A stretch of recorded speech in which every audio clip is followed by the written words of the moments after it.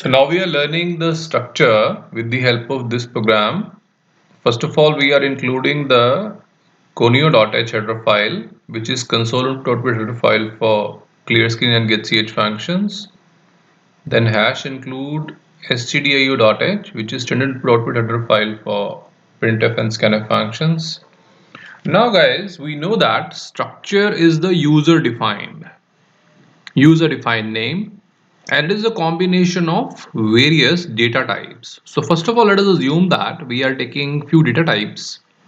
One is char name, and let us suppose a 20 M size giving, that means I can pass on 20 characters. Now int id, so one more data type id, and float salary. So these three data types I have taken, and I want that they should be combined into one name. So all these three are combined into one name, and that name is employee. So this is a structure employee. Now structure employee means struct stands for the keyword to creating the structure. Employee is any random name which we have opted. So this employee is a user defined name which contain the further data types char, int and float. Now we are moving to the void main. This is the main program. We know that this structure is having the body. So this one is the body of the structure, and to access this body we should create the object means we should create the variable of the employee. So the funda is simple, just like we say int a. Int is a data type and a is the variable. Similarly, employee is the user defined data type and emp is the variable. But the format says that before we have to prefix the struct because it is the user defined data type. So that's why the funda is simple. There is the variable a, there is a variable m. So we are making the variable of data type employee. So this employee is having the variable m, and the syntax is struct employee m. Now with the help of this employee we can access the members. So this is the variable. With the help of that I can go inside the employee. Now clear screen for wiping the screen, printf enter name. So on the user screen the message is there, enter the name. User has entered suppose Ankit. Now we know that there are gets and puts function. Gets function is for taking the input of string directly. Whatever the input you have given, it will take the input directly. So gets means get the string. So directly it will take the string. Now where I should take the string? We know that there is a character array name on which string will be stored. But this is enclosed in this boundary, and this boundary you cannot cross. You have to cross with the help of the object or the variable. So the variable of what? This employee variable. Now we know that emp is the variable. With the help of this variable we are crossing the boundary and going into name and storing the value. That's why we are saying emp.name. So emp.name means from emp we are going to the name, and now here in this name we are going to store the value.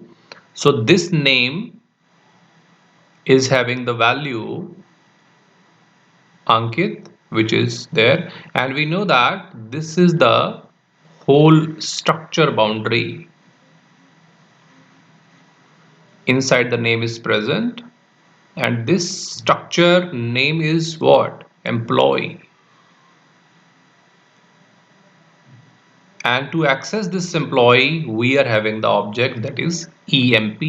So with the help of emp we can go inside this employee. So first of all we have given the name. Now afterward we are asking the user by putting a message printf enter id. So message on the user screen, enter the id. User has entered 108. We know that scanf %d and means address of variable. Now which variable we are storing the id? We know that int id is the variable we are going to take the value, but we cannot go inside directly, so we need the variable access. So with the help of this emp we are going to id. So that's why we are saying emp.id. We have accessed it. So now this id we are having is 108. Next we are having is printf enter salary. So now we are having a message on the screen, enter salary, and then afterward the user has entered the salary, let us suppose 1000.50. So now we are having scanf %f for the floating value and the address of some variable, and we know that this salary is going in the variable float salary, and this is the part of structure, and we can access only with the help of the structure variable. So here we are saying emp.salary. So emp.salary, with the help of that we are going to access it, and yes, we are going to define the salary, that is 0.50. Now afterward printf name %s. With the help of %s we can put the string at the same time. Now it will take the value from some variable. Now the variable is name, which is the part of employee. So emp.name. We should understand one thing. If we are going inside the structure, we can go for copy or paste. Means we are going for taking the value or giving the value. Both the things will be taken with the help of the variable. The variable we have declared emp. Now the value which we are going to take it from the name, this value we are taking out, and that we will take with the help of employee only. So access is with the employee, emp.name. So here the value is taken and displayed on the screen, and the value is Ankit. So name Ankit is displayed. Then printf /n for the new line, id %d for the integer, emp.id.